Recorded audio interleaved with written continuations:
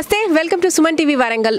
గత 9 రోజులుగా మనము వినాయకుడి నవరాత్రుల్ని ఎంతో అంగరంగ వైభవంగా జరుపుకుంటున్నాం. అలాగే ఈ రోజున దేశీపేటలో చైతన్య యూత్ అసోసియేషన్ ఆధ్వర్యంలో జరుగుతున్న ఈ వినాయక నిమజ్జనం ముందు రోజు కార్యక్రమాలు ఏ విధంగా ఉన్నాయి, అసలు ఈ విగ్రహంకి ఉన్న స్పెషాలిటీ ఏంటి, ఇక్కడ పూజా కార్యక్రమాలు వీళ్ళు రోజు ఎలా నిర్వర్తించారు అనే విశేషాలని తెలుసుకోవడం కోసం సుమన్ టీవీ ప్రత్యేకంగా ఇక్కడికి వచ్చింది. ఒక్కసారి వాళ్ళతో మాట్లాడి, నిర్వాహకులతో మాట్లాడి తెలుసుకునే ప్రయత్నం చేద్దాం. సో నమస్తే అండి. నమస్తే. మీ పేరు? నా పేరు రామబ్రహ్మం. రామబ్రహ్మం గారు, అంటే వినాయకుడిని ఎన్ని సంవత్సరాల నుంచి ఇక్కడ మీరు ప్రతిష్ఠిస్తున్నారు? 22 సంవత్సరాలు. 22 సంవత్సరాలు రెగ్యులర్గా కంటిన్యూగా చేస్తాం. దేశీపేటలో మీకు ఇప్పుడు ఈ చైతన్య వీధిలో ఉన్న ఈ చైతన్య యూత్ అసోసియేషన్ది చాలా ఫేమస్ అని అయితే వింటున్నాం మేము ప్రతి సంవత్సరం. ఇక్కడ ఉన్న లడ్డూకి కూడా అంతే ప్రత్యేకత ఉంటుంది అంటుంటారు కదా, దాని వెనకాల కారణం ఏంటి? కారణం ఏం లేదు మేడం, భక్తితోటి చేస్తాం కాబట్టి. అందరికీ ఎంతమంది ఉంటారు మీ టీంలో? మా టీంలో మేము స్టార్ట్ చేసినాము, అప్పుడు మేము యూత్గా ఉన్నాము. అప్పుడు మేము స్టార్ట్ చేసినప్పుడు మేమే, ఈ తర్వాత ఇప్పుడు పిల్లలకి కంటిన్యూ చేస్తున్నారు. ఇన్ని సంవత్సరాల నుంచి చూస్తున్నారు కదా, అంటే వేరియేషన్ ఏమైనా తెలుస్తుందా పద్ధతుల్లో కానీ, పూజా కార్యక్రమాలలో కానీ, శ్రద్ధలో కానీ? అప్పుడు మీరు పెట్టిన ఆ శ్రద్ధ ఇప్పుడున్న యూత్ అలాగే చూసుకుంటున్నారా? అప్పటి నుండి ఇప్పటి వరకు కంటిన్యూగా అదే విధంగా జరుగుతుంది. మళ్ళీ ఒకటి, ఇక్కడ మాకు కులమతాలు అభేదాలు ఏం లేవు. మా వాడలో, మా వీధిలో అన్ని రకాల కులాల వాళ్ళు ఉన్నారు. అయినా అందరూ ఒకరికొకరు సమర్థించుకుంటూనే పోతుంది. మీకు ఒక్క చిన్న మాట అండి, అంటే ప్రతి సంవత్సరం కూడా వినాయక ఉత్సవాలలో కానీ, వినాయకుడి విగ్రహాలలో కానీ మార్పులు వస్తూనే ఉన్నాయి మీ చిన్నప్పటి నుంచి ఇప్పటి వరకు. అయితే మనకి ఊర్లలో ఉన్నప్పుడు ఒకే వినాయకుడితో ఊరు మొత్తం కూడా జరుపుకునేది. ఇప్పుడు గల్లీకి చాలా 10-15 అవుతున్నాయి. అట్లాంటప్పుడు సఖ్యత లోపిస్తుంది అనేది అయితే చాలా మందిలో ఉన్న ఒక సందేహం. మీరేమంటారు దాని గురించి? సరే, ఈ సంవత్సరం మా గల్లీలో కూడా 2వ వినాయకుడు వెలిసిండు.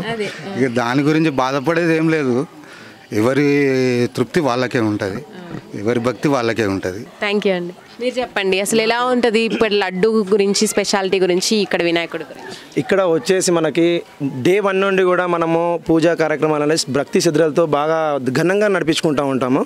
ఇక్కడ ఏంటంటే మన దగ్గర చైతన్య యూత్ అసోసియేషన్లో ముఖ్యంగా ఏంటంటే కుల మత భేదాలు లేకుండా ప్రతి ఒక్కరు కూడా ముస్లిమ్స్, హిందూస్, క్రిస్టియన్స్ అని భేదం లేకుండా ప్రతి ఒక్కరు వచ్చి మన దగ్గర ప్రసాదం తినడము చేయడం కూడా జరుగుతూ ఉంటుంది. వాళ్ళు కూడా మాకు చందాలు కూడా సహకరిస్తారు, పూజలు కూడా వాళ్ళు సహకరిస్తారు. మేము చాలా చోట్ల చూసాం ఏంటంటే మైకులు పెట్టినప్పుడు ముస్లిమ్స్ వాళ్ళు ఇబ్బంది పెట్టడం, క్రిస్టియన్స్ వాళ్ళు ఇబ్బంది పెట్టడం జరిగింది. సో అలాంటిది మా దగ్గర ఇలాంటి డిస్టర్బెన్స్ అంటే ఏది లేదు. వాళ్ళు కూడా వచ్చి మా దాంట్లో పార్టిసిపేట్ చేస్తారు.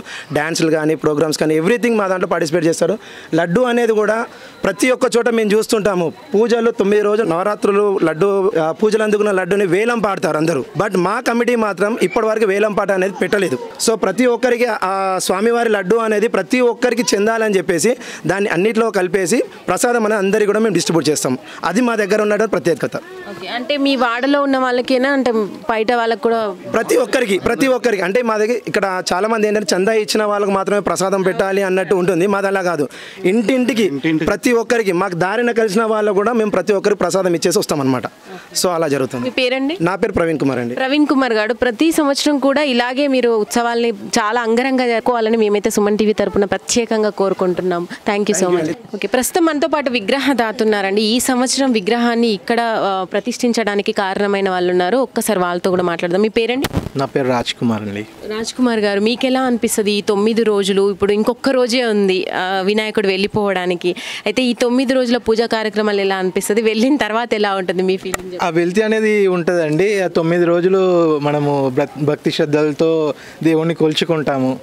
ఆ తర్వాత ఒక రోజున నిమజ్జనం చేయాల్సిందే అఫ్ కోర్స్, కానీ వెళ్తి అనేది ఉంటుంది.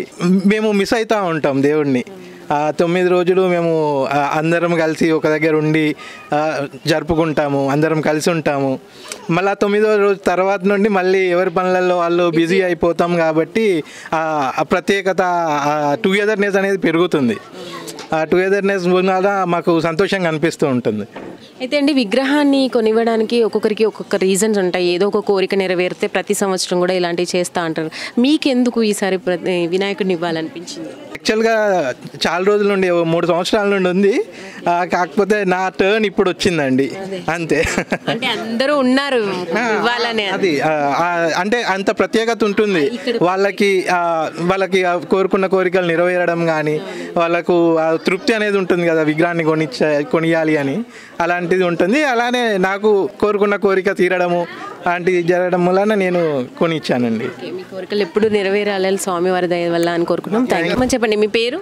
మహేశ్వరి. మహేశ్వరి గారు, ఇక్కడ వినాయకుడి స్పెషాలిటీ మీ మాటల్లో?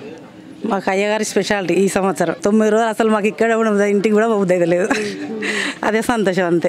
మీ పేరండి? ప్రవళిక. ప్రవళిక గారు, అంటే దీపాలకు సంబంధించి మీరు అంటే ప్రతిరోజు ఇలాగే పూజా కార్యక్రమాలు జరుపుకున్నారా? ప్రతిరోజు చేస్తాం. అంటే ఇవాళ ఇవాళ చేసుకుందామని లాస్ట్ ఇయర్ కూడా ఇట్లా చేసుకున్నాం దీపోత్సవం. ఎవ్రీ ఇయర్ ఇట్లా దీపోత్సవం చేసుకుంటాం. ఎన్ని దీపాలను వెలిగిస్తారు? ఎన్ని అని కౌంట్ అండి ఉండదు. 108 అంటే ఇంటికి ఇన్ని పట్టుకొస్తాం మేము. మీరు 21 అట్లా అనుకొని ఎవరిష్టం వాళ్ళదిగా అట్లా తీసుకొస్తాం. ఎలా అనిపిస్తుంది మరి మీకు వినాయకుడు వెళ్ళిన తర్వాత? 10 days మస్తు ఎంజాయ్ చేస్తామండి. ఇక వెళ్తుందంటే మాకు బాధాకరంగా ఉంటుంది.